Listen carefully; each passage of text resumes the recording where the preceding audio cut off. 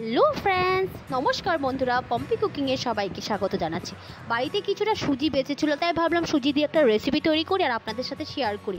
একদিন বানিয়ে খাবেন, অবশ্যই খুব ভালো লাগে। দুটো পাউরুটি নিয়ে নিয়েছি, আপনারা সাদা পাউরুটি, ব্রাউন পাউরুটি যেটা ইচ্ছে নিয়ে নিলে হলো। পাউরুটির মধ্যে প্রথমে একটু বাটারগুলো মাখিয়ে নিলাম।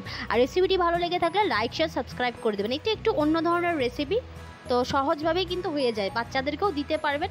আর একটা পাউরুটির মধ্যে সুজি ভালো করে মেখে মেখে দেয়। সুজিগুলো তো একটু দলা দলা হয়ে থাকে ঠান্ডা হলে পরে, তো এটাকে একটু হাত দিয়ে গুঁড়ো করে নিলাম, ভেঙে ভেঙে নিলাম, দিয়ে ওটা দিয়ে দিচ্ছি। আর বাটার থাকা পাউরুটিটা দিয়ে দিলাম।